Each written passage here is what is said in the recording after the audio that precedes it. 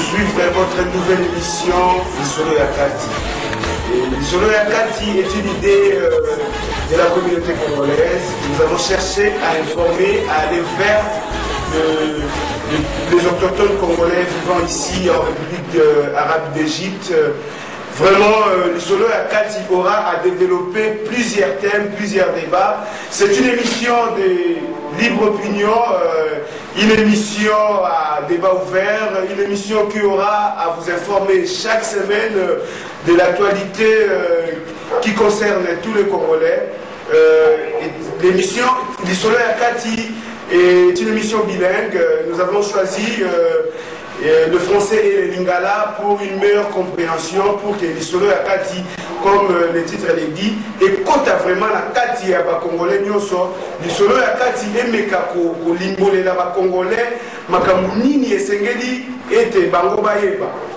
Lisolo Yakati ezali kombo euti na makambo ebele na ndenge boyebelaki Lisolo Yakati biso tosengi ete to exploiter kombo wana ya Lisolo Yakati poto développer. En tout cas na ba salaki Lisolo Yakati bameka ko comprendre biso ezali propriété intellectuelle ya mutu, mais tosengi kombo wana est revenir na biso parce que tozali ko défendre intérêt général. Lisolo Yakati ya yambo tokoyamba lelo oyo babiangi Pasteur Justin Luke. Pasteur Justin Luke azali moko ya bakambi kati na communauté congolaise ya Égypte. Azali conseiller financier na oyo etali makambo ya mbongo na kati ya conseil des sages. Conseil des sages ezali nini? Conseil des sages ezali yoko ya bureau oyo ekambaka communauté congolaise awa na mboka ya Égypte. Communauté congolaise ezali na deux comités. Oto bien moko comité conseil exécutif na conseil des sages. Bongo na kati ya masolo na biso papa Justin Luke akomeka ko limbola na koyanola na ba question oyo tokotuna ye. Kaka na kati ya émission oyo tokolanda tozali na rubrique moko ebengami rubrique point de vie. Rubrique sur point de vie tokolanda lelo moko ya mosali na Nzambe apesa biso opinion par rapport ya émission oyo Lisolo Yakati. Azali yoko ya bapesaka biso baconseil na ndenge elongo bani na ntina wana tobanda na rubrique na biso ya point de vue liboso ete tokoka kopresentele bino invité na biso principal ya émission ya lelo. Merci.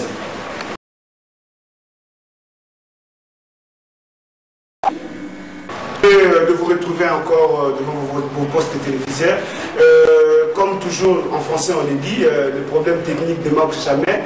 Ce n'était pas l'élément que nous avions prévu pour vous diffuser, mais la technique a ses caprices.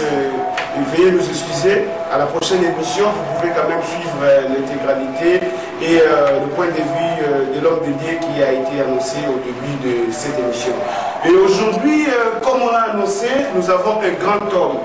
L'homme de Dieu, l'homme du peuple, il a plusieurs appellations. Il s'appelle Monsieur Justin Luke, le grand juriste. C'est le cadre de la communauté congolaise. Bonjour Monsieur Justin Luke. Bonjour Monsieur le journaliste. Merci beaucoup. Et c'est vraiment Ezali kati na biso na ndenge toyambi yo moto ya yambo na kati ya émission na biso Lisolo Yakati. Lisolo Yakati ezali ndenge tolobaki na ebandeli ya émission ezali yoko ya émission oyo ezali ko servir biso na ko véhiculer message na bisika biso ba congolais bazwani esika nyonso congolais oyo azali Lisolo Yakati eko atteindre ye po ete akoka koyeba esika nini oyo ye akoki kosituer ndenge nini ye akoki kotambola ndenge nini communauté etambolaka lelo mpenza tobengi yo mpenza na ntina te toyebi ete bato banungunungu ezali koleka na cité bato bazali koloba korapporte na ndenge na bango tout autour ya baélection oyo esengeli ezala au sein ya communauté. Est-ce que lelo okopesa biso na badetail nyonso baélection ozala to pete? Alors okoexplike biso lisusu mpo élection il faut ezala na kati ya communauté. Et puis tokokota na badetail tout autour durant l'émission na biso na kati ya masolo na biso tokokota na badetail mingi mpenza mais soki okoki kose présenter mpona ete balandi baetando bakoka kolanda yo koyeba yo mpenza na bokutu mpenza ndenge nini ozali donc cadre na kati ya communauté oyo. Merci papa journaliste pour la confiance au Bosali na poko na lelo mpona kobenga ngai.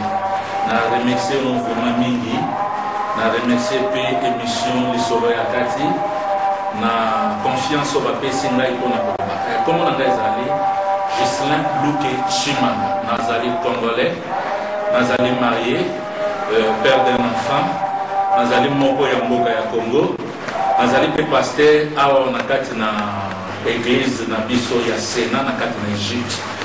Nazali moko na kati ya bakadre ya diaspora na biso congolaise. Nazali ko assumer ba fonction chargé ya finance pe ya audit na kati ya diaspora. Banza na mwa mkeo yo na kokaki ko ba. Oui, merci beaucoup la présentation aussi pour ça là. Mais monsieur Gislin Luke Chimanga, il y a la polémique dans la cité.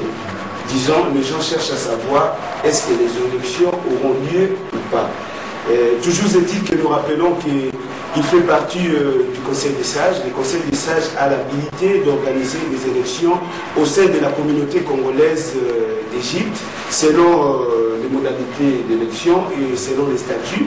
Disons, le Conseil des sages se transforme au bureau électoral indépendant après le mandat. Et disons, la mandat merci vraiment papa journaliste. Na yambo na banda ebonina na toye ba diaspora ezalini. Diaspora na banza tangu batu bazalaki na kati na Egypte awa. Moto na moto azalaki na lingomba na ye, na kwe na ye. Mais ezwaki idée o toza ko benga ba pionnier. Ba sengela ke basangana o to ko kosala cadre moko o congolais nyonso. Akoki ko appartenir na kati. Ezala muluba Mukongo, Muswahili, moto nyonso azali na kati na Egypte, akoka kolakisa tala na ye, akoka komilakisa eloko nini.